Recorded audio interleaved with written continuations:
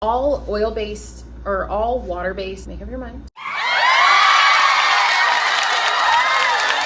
If you're new here, hi, my name is Miss Megan. You may not know this, but I have worked for MAC for 13 years. I'm going to take you through the current MAC mascara formulas and just make sure you understand them a little bit better. This video is not sponsored. I literally just need you to have the right information because there's so much misinformation on the internet. If you haven't already, make sure you subscribe and turn on post notifications so you never miss a post. And if you'd like to learn more about MAC mascara formulas, please keep on watching. But I don't own it anymore is the In Extra Dimension mascara. Once upon a time, this came in regular black, extreme black, waterproof, and I think it's just extreme black right now. This used to be my go-to mascara, and then just things change over time. So the cool thing about this formula is it's almost like a rubberized formula. So you do have time to ultimately mold and shape your lashes how you need to, but it will eventually set to the point you can't keep reapplying the mascara. And I can't remember, but there's like 3 reservoirs or 3 parts where the formula is loaded into that brush head. And so you're getting like the most mascara kind of right away. The coolest thing about this too is the rounded tip part has little teeth on it as well. So that's the best for grabbing under here or kind of sorting through the tops and then like pulling the edges out. Same thing with this one, wiggle at the root when you want volume, pull straight through when you want definition. It's not wiggling as you get through to the top of the lash, it's wiggle at the root, pull, wiggle at the root, pull. I'm always gonna be a waterproof mascara person. All the mascaras, if I'm not mistaken, are ophthalmologist tested and safe for contact lens wearers, but this one in particular is. Now, this is beyond my comprehension, but I remember that in the formula, there's like Y-shaped fibers, which help, I guess, get in between the lashes or weave in between the lashes with how the formula lays down. Don't quote me on what I just said. It's a long-wearing formula as well. My love of my life was Zoom Lash and Opulash. So Extra Dimension kind of fit in there for me in terms of like picking a different mascara. I also have crappy eyelashes naturally, so mascara actually doesn't really matter to me. For the bottoms it does because my bottoms are untouched and beautiful. But yeah, up for anything lash. I actually do not know if this is still available off the top of my head. So if you want like full, just give me full lashes, and I'm not complicated, just give me full lashes right away. If you're like, listen, I want even fuller lashes and thick juicy lashes that is so incredibly waterproof, I'm scared, that would be the Up for Anything lash. When it launched, it came with like this little sample of the old cleansing oil because it really, all waterproof product needs oil-based makeup remover. This one said I will one up. So the reason I really liked this wand when I used, so actually, now that I remember using it, I loved this mascara. It was just that it was so incredibly hard to get off. Like I could wear that mascara for a week and my lashes would be beautiful. The reason I like this wand was it was a traditional mascara wand, like not plastic, and it reminded me of Zoom, especially with the shape, and it was so black. I'm saying it as if it's discontinued, but I'm pretty sure you can still get it. If it is discontinued, I'm so sorry. The point of this mascara was curl. So something being extremely waterproof is like having an extreme hold hairspray. So the issue with a lot of the times when you curl your lash and you put the mascara on, it can weigh it down, and that's where the formulas become too heavy, and that's where you tend to lose the curl. Because of, to me, the extreme waterproofness of this one, it allowed the curl to hold a little bit better. It was really good if you had shorter curly lashes. Rest in peace, Sculpt mascara. The way that one worked was unreal. Tell me if this still exists or not. I swear to God it does. This was specifically designed for downward facing lashes or straight lashes because they need that extra help even in a curling scenario. That's what that one was for. There was like the film formers, and there was a jelly wax in it that allowed the curl to be like to happen and be smooth and stay. Anything that performs from like emollient to wax means there's going to be a flexibility and glide to an ease to the product, and then the wax is what's sort of helping to make it set. Then came Macstack. So thing with the Macstack formula is that it is a endlessly buildable formula, meaning that it attaches to itself really well. It can build on itself really well. There are mascaras where you only do a couple coats because it's almost already start to set, and then when you go in with those secondary layers, that's where the flaking starts to happen and crumbling starts to happen.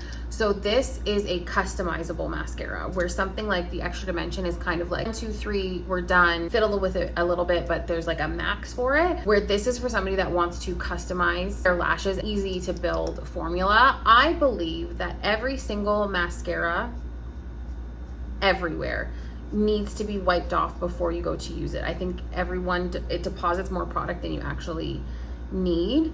And then the way that these like petal little teeth thing are shaped is that as you are pulling through the lash, it's separating them at the same time. So every pull that you do is depositing and separating, depositing and separating. I find with this one, I only really like to pull straight through, not wiggle like the Extra Dimension mascara. This doesn't sting my eyes either, which is great. The Mega Wand, I ran out of my micro, but the Mega Wand is just a larger one and the micro is like that big. So if you have smaller eyes or still want like a little bit more definition than volume, you would do the Macstack Micro versus Macstack Mega. And this is a more lightweight formula than, let's say, Extra Dimension. So it doesn't feel as heavy when it's on the lash. Also, I don't think anybody does this anymore, but I feel like it should always be said. Don't pump your mascara. You will pump air into here and that's how it dries out. You can scrape to get your product out. I also caught myself in my videos, I do that to clean off the tip. So I just do it in like the front part of the reservoir here.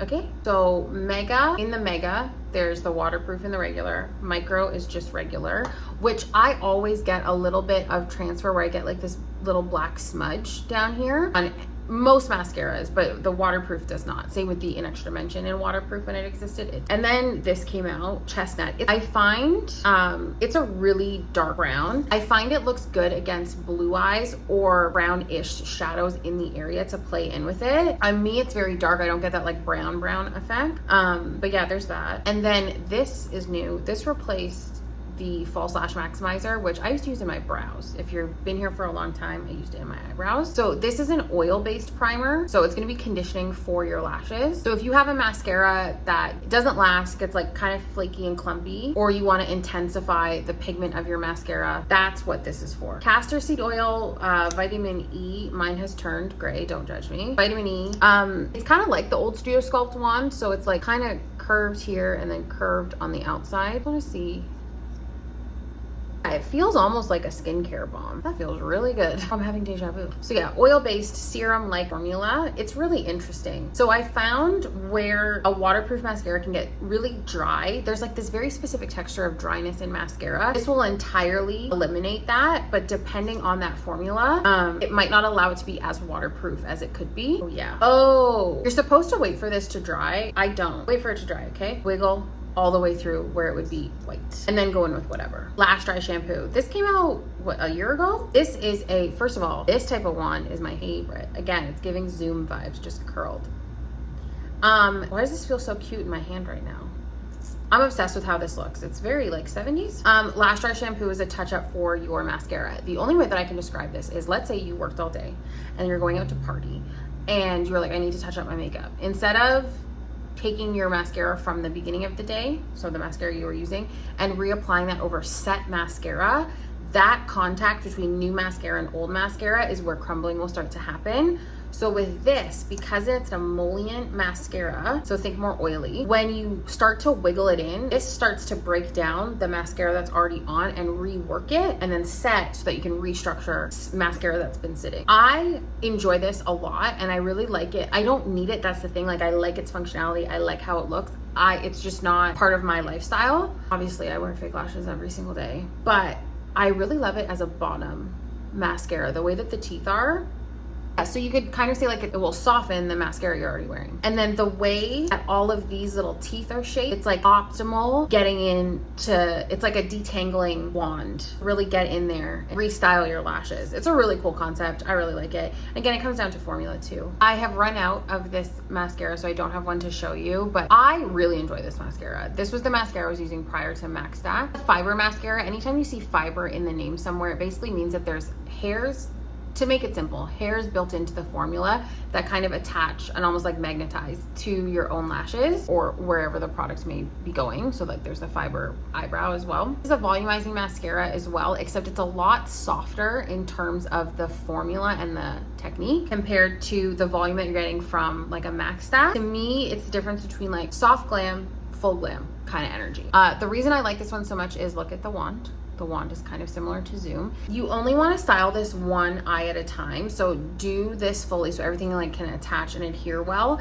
there's like this powdery element to it that I can't quite put into words. When I think about this formula, it's not as a wet of a formula as some of the other ones. That's just why I really like it. And I don't really love overly wet formulas in the mascara. That could be something you guys look into yourself of like, do I like more wet formulas or do I like more powdery formulas? Lash was very powdery. This is a fiber mascara. When you're applying it, you're only pulling straight through. You don't want to wiggle because you don't want to disrupt the fibers kind of attaching evenly and as smoothly as possible. So just pull straight through, finish one eye entirely, and then flip and do the other eye. This one will come off with just regular makeup remover because it's a long wearing formula. Something that's long wearing and something that is waterproof are two entirely different topics. Waterproof means it needs oil to come off. Long wear usually just means it is long wearing and it has a wear claim on it, and usually regular makeup remover will take it off. And then lastly, the creme de la creme extended play Giga Black. If you know, you know. I love this mascara. It's the tiniest little wand. It's the cleanest applicator. There is nothing to wipe off. It's stunning on bottom lashes. It's amazing on smaller eyes with smaller eyelashes. If you have longer lashes, it's great for definition. You could go in with like a double duty, like you could layer. It's so lightweight. It's a 16-hour wear and it's basically a tubing mascara. So when you wash it with warm water, like warm water will take it off. It comes off. It doesn't like mascara pour down your face. Like it doesn't turn, the formula doesn't turn into paint. And it kind of has this like Velcro to it where it just, the way that the brush sticks to the lashes and the formula sticks to that, I just do like a pressing motion and then just to get like using the tip to kind of sort them out. I just love it. I just love it so much. This is Zoom Lash could come back with this. That would be the ultimate pairing. Thank you guys so much for watching. I hope that this answers some of your MAC mascara questions. Let me know what your favorite mascara is of all time, if it's a different brand, if it's a previous MAC mascara, because there are so many. From the time that MAC opened to right now, the amount of mascaras that have existed has been crazy. If you haven't already, make sure you subscribe and turn on post notifications so you never miss a post. Make sure you follow me on TikTok and Instagram, all under the same name at Miss Megan Robinson. And until then, I'll see you next time. Bye.